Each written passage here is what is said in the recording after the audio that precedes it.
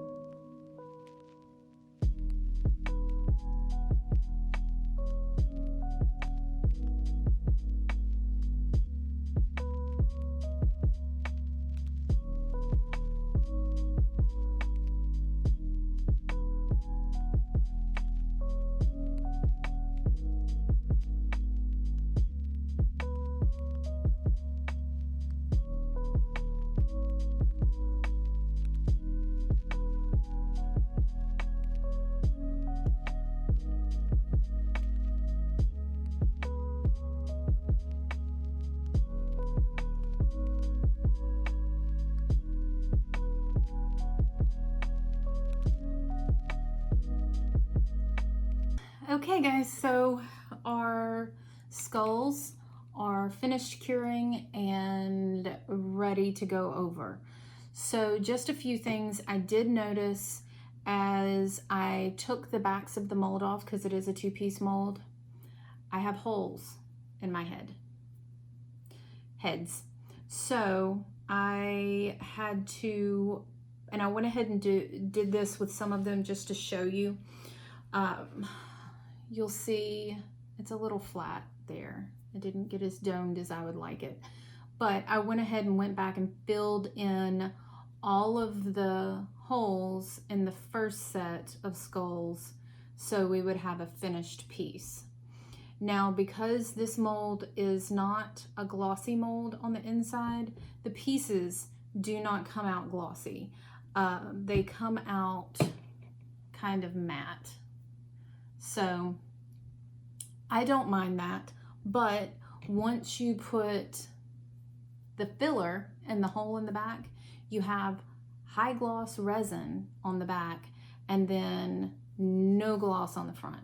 So I like to finish my resin pieces with polyacrylic anyway, but I definitely wanted to do it on this because I need one or the other. I need all gloss or matte. It needs to be uniformed. So anyway, this is the white flowers.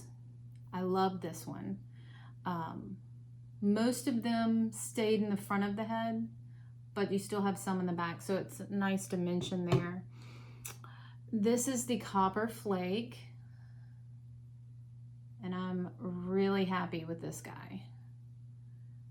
This is nice. These are our rosebuds. So you can see here, you know, they're face down in the mold. A lot of the rosebuds rose up, which flowers are wont to do. In the future, I will put a layer in there and let it sit with just some flowers on the bottom so they don't have anywhere to go, and then do layers, because that's really the only thing you can do in this situation. But you can still see the roses from the front, so I wouldn't say it's a complete fail. This is our white ink with, you know, we kind of did that smoky effect. You can see when you're staring at it up close, it probably just looks all white in the camera, but it has a little dimension to it. It's not all one flat color. It's kind of milky looking. And then this is the kind of rose colored mica powder that we did. Here is the glitter, the like dark onyx glitter. You can see right here, it did not get heavily saturated on the jaw. I don't know if that was my failure to push it down in the mold or if it just, you know, kind of separated. But I'm not totally unhappy with this. Then you have, this was the alcohol ink, which looks very cool from the side.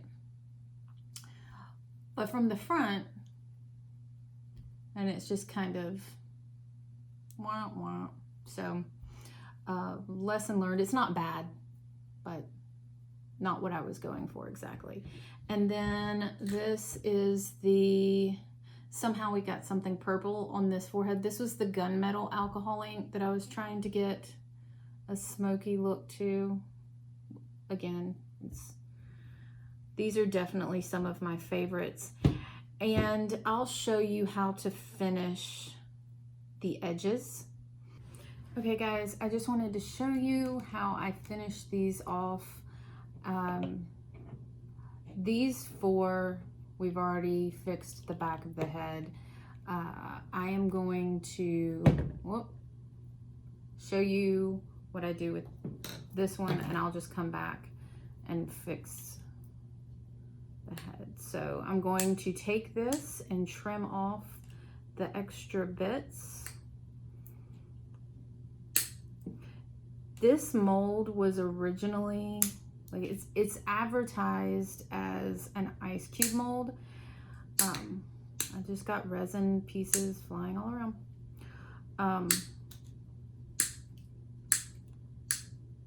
So that would explain these lips. I don't mind doing this little bit of work on the back end, but it may not be for everyone.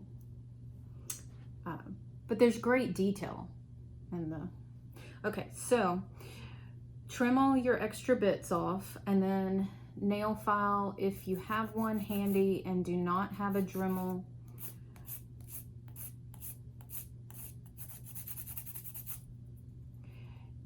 A Dremel is far less work than this guy, but it works just as well. So I'm going to use the Dremel real quick.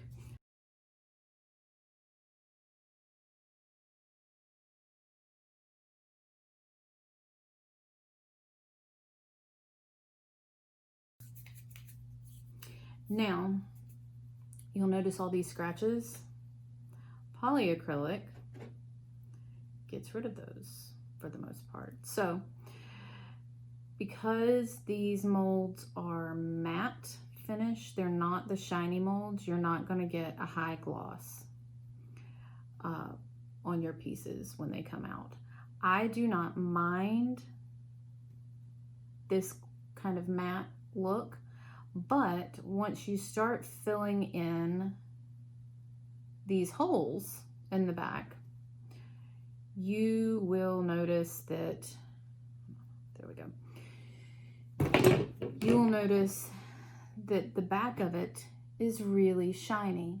You don't want shiny and matte. So that's another motivating factor for me with adding the polyacrylic.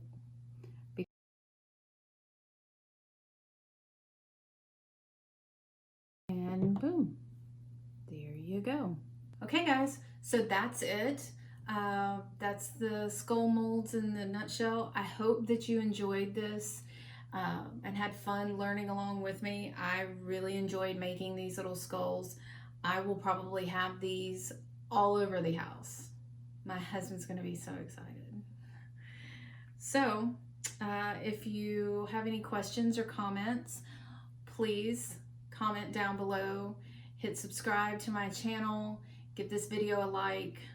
Turn on the notification button so you know when we're coming out with new videos. And thanks so much.